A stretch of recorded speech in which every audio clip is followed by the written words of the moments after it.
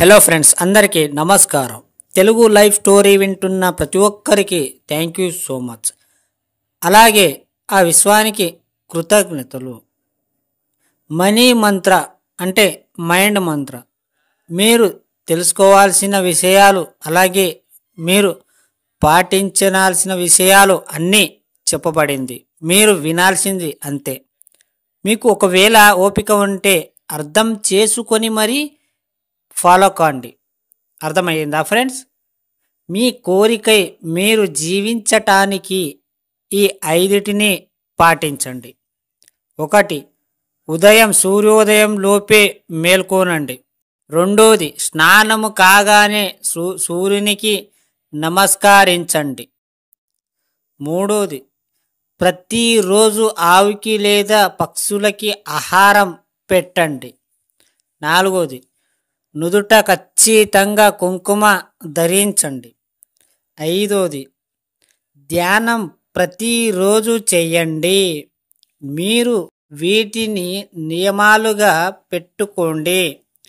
ముఖ్యంగా ఏలినాటి శని లేదా శని గ్రహం ద్వారా పీడించబడేవారు శనికి సంబంధించిన పరిహారాలు చేస్తుంటారు. శనికి ధ్యానం చేసేవారంటే చాలా ఇష్టం.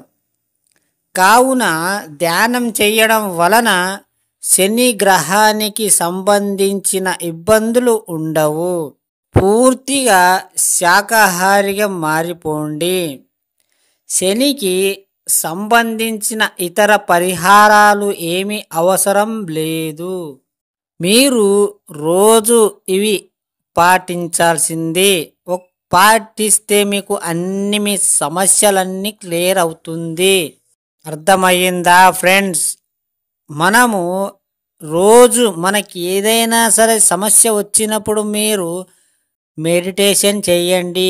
ఆ మెడిటేషన్ చేస్తే ఏమవుతుంది అంటే మీకు మొత్తం నీ జ్ఞానోదయం అవుతుంది. మీ కలలు వస్తూ ఉంటాయి. ఏమేం జరుగుతుంది, ఏమి జరగబోతుంది, ఎలా జరిగింది, ఇవన్నీ జరుగుతాయి. మీ మైండ్లో కళ్ళ ముందు ఉంచుతుంది.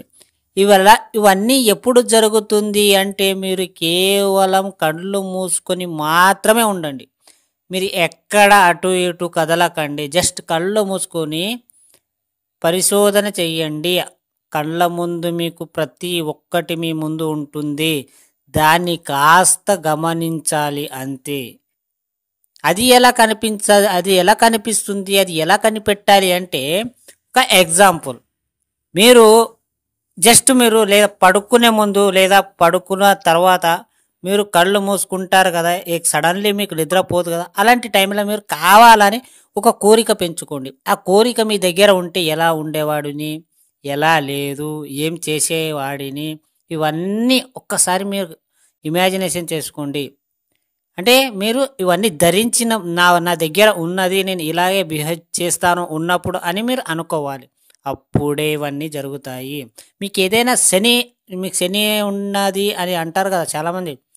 ఆ శని మీకు దూరం అవ్వాలంటే నేను చెప్పినవన్నీ పాటించండి, మీకు అర్థమవుతుంది. ఇది మనీ మంత్ర. ఈ సబ్జెక్టే వేరుంటుంది. అర్థమైందా ఫ్రెండ్స్? ఈ స్టోరీ విన్న ప్రతి ఒక్కరికి థ్యాంక్ యూ సో మచ్. అలాగే విశ్వానికి కృతజ్ఞతలు.